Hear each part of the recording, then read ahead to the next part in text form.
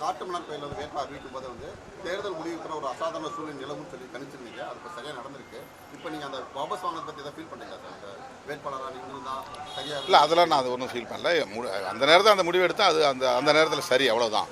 இப்போ வந்து பாரதிய ஜனதா கட்சி அல்லது அமித்ஷா, மோடி ஆகியோர் தமிழ்நாட்டு அரசியலுக்குள் தலையீடு செய்து குழப்பத்தை உருவாக்கி கொண்டிருக்கிறார்கள்.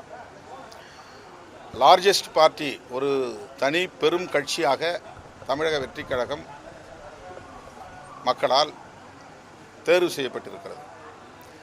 எனவே அவரை பதவியேற்க அனுமதிக்க வேண்டும். அதுதான் அரசியலமைப்பு சட்டம் காட்டுகிற வழிகாட்டுதல். அவர் ஆதரவு கோரிய நிலையில் இன்னும் அது தொடர்பாக ஆளுநர் எந்த முடிவையும் எடுக்காமல் இங்கே குழப்பம் உருவாவதற்கு இடம் கொடுக்கிறார். இது ஏற்புடையதல்ல. அடுத்து, தாவேகாவுக்கு ஆதரவு தெரிவிக்கக்கூடியவர்கள் யார் யார் என்ற பட்டியலை ஆளுநர் கோர முடியாது. உனக்கு யார் சப்போர்ட் பண்ணுறா, 118 கொண்டு வந்து என்கிட்ட ப்ரூவ் பண்ணிவிட்டு அப்புறம் நீங்கள் வந்து பதவியேற்புக்கு வாங்க அப்படின்லாம் சொல்ல முடியாது. அவரை நான் ஆட்சி அமைக்க அவர் கோருகிறார். ஏன்னா எனக்கு 108 இடங்கள், நான் வந்து லார்ஜஸ்ட் பார்ட்டியாக இருக்கிறேன் அப்படின்னு சொல்கிறார். அப்போ அவரை பதவியேற்க அனுமதிக்க வேண்டும். அவருக்கு வந்து அப்சல்யூட் மெஜாரிட்டி இருக்கா என்பதை சட்டமன்றத்தில் தான் அவர் நிரூபிக்க வேண்டும். சட்டமன்றத்தில் நிரூபிப்பதற்கு அவரை அனுமதிக்க வேண்டும். அவ்வாறு இல்லாமல் காலம் தாழ்த்துவதன் மூலம் பாரதிய ஜனதா கட்சி திரைமறைவில் தலையீடு செய்து குழப்பத்தை ஏற்படுத்துகிறது என்கிற ஐயத்தை உருவாக்கியிருக்கிறது. இது ஜனநாயகத்திற்கு ஏற்புடையதல்ல. எங்களை பொறுத்தவரையில் மக்கள் அளித்த தீர்ப்பின்படி விஜய் அவர்கள் முதல்வராக பதவியேற்பது தான் சரி. அதற்கு நாங்கள் ஒருபோதும் இடையூறாக இருக்க மாட்டோம். ஏற்கனவே நீங்கள் சொல்லியிருக்கீங்க, சீமானும் விஜயும் ஆர்எஸ்எஸ் பெற்றெடுத்த பிள்ளைகள்னு சொல்லியிருக்கீங்க. ஆர்எஸ்எஸ் பெற்றெடுத்த பிள்ளையான விஜய்க்கு வந்து நீங்கள் ஆதரவு கொடுக்க முடியுமா? அதற்கான சாத்தியக்கூறு சரியாக இருக்குமா என்பதை, அதாவது என்னுடைய கருத்து, பாரதிய ஜனதா கட்சி தொடக்கத்திலிருந்து தமிழக வெற்றி கழகத்தை கையாளுகிறது என்பதுதான். இப்போ இல்லை, தொடக்கத்திலிருந்து. அது என்னுடைய யூகம் கூட நீங்கள் வைத்துக்கொள்ளலாம். நான் அப்படி நம்புகிறேன். அதனால் அந்த கருத்தை சொன்னேன். இப்போதும் பாரதிய ஜனதா கட்சி அவரை கையாள துடிக்கிறது, அவரை கட்டுப்படுத்த முயற்சிக்கிறது, அவரை கட்டுக்குள் வைத்திருக்க நெருக்கடிகளை தருகிறது. இதுவும் என்னுடைய கருத்து.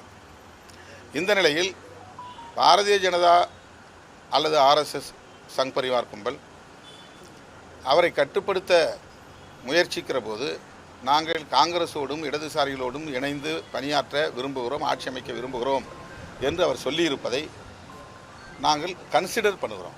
அது இதில் உள்ள நல்லது கெட்டது அல்லது நிறை குறை, எதிர்கால அரசியல் போக்குகள், இதை நாங்கள் வந்து பரிசீலிப்போம் என்று சொல்லியிருக்கிறோம். இது குறித்து ஒரு முடிவை முன்கூட்டியே நான் அறிவிக்க முடியாது. எங்கள் கட்சியில் உள்ள முன்னணி பொறுப்பாளர்கள் மற்றும் நாங்கள் தொடர்ந்து கருத்தியல் ரீதியாகவும் களப்பணிகள் அடிப்படையிலும் இடதுசாரிகளோடு பயணிக்க விரும்பி அதன்படி பயணித்து கொண்டிருக்கிறோம். எனவே அவர்கள் எடுக்கிற நிலைப்பாடு என்ன என்பதையும் அறிந்து நாங்கள் ஒரு முடிவை எடுப்போம். ஏற்கனவே சொன்ன அந்த கருத்தில் இன்றைக்கும் நான் உறுதியாக இருக்கிறேன். பாரதிய ஜனதாவின் ஒரு கையாளுதல், அந்த தாவேகாவை கையாளுகிற முயற்சி, அந்த அடிப்படையில் தான் அந்த கருத்தை நான் சொன்னேன். இன்றைக்கி அந்த சந்தேகம் எனக்கு இருக்குது. அதனால் அதையும் நாங்கள் கருத்தில் கொண்டு தான் முடிவெடுப்போம். 10 வருஷம் காங்கிரஸ் திமுக கூட்டணி வந்து திடீர்னு வந்து தாவேக்கு ஆதரவு கொடுத்தது வந்து இதுக்கு வரைக்கும் இந்த பழைய குணத்தை வந்து காமிச்சிருச்சு அப்படின்னு டிஆர் பாலு சொல்லிட்டாரு. காங்கிரஸ் தன்னுடைய பழைய குணத்தை காட்டிவிட்டார்கள். அது காங்கிரஸுக்கும் திமுகவுக்கும் இடையிலான பிரச்சனை. அவர்கள்ட்ட நீங்கள் கருத்து கேட்டு அதில் நான் கருத்து சொல்லுவேன். இதெல்லாம் தான் நான் சொல்கிறேன். இப்போ வந்து ஏன் பாதுகாப்பு அவர் கேட்கல, அவருக்கு இவங்களா கொடுத்தாங்க. அப்போ பிஜேபியினுடைய ரோல் என்ன? அவர் யூனியன் கவர்மெண்ட்டை போய் பாதுகாப்பு கேட்கல, அல்லது வந்து போலீஸ்கிட்ட போய் அவர் பாதுகாப்பு கேட்கல, அவளுக்கு கோர்ட்டில் போய் அவர் பாதுகாப்பு கேட்கல, எனக்கு இசட் பிரிவு பாதுகாப்பு வேணும்னு அவர் எங்கேயும் போய் கோரிக்கை விடலை. இவங்களா பாதுகாப்பு கொடுத்தாங்க. இப்போ எதுக்காக இவங்களா வித்ட்ரா பண்ணுறாங்க? இப்போ என்ன நெருக்கடியை இவர்கள் தர முயற்சிக்கிறார்கள்? இப்போ மறுபடியும் விஜய் அவர்களை தன்னுடைய கைப்பாவையாக வைத்துக்கொள்ள பாரதிய ஜனதா முயற்சிக்கிறது. ஆளுநரும் அதற்கு ஏற்ப செயல்படுவது போல் தெரிகிறது. உடனடியாக அவரை பதவியேற்க அனுமதிப்பது தான் அரசியல் சட்டப்பூர்வமான கடமை.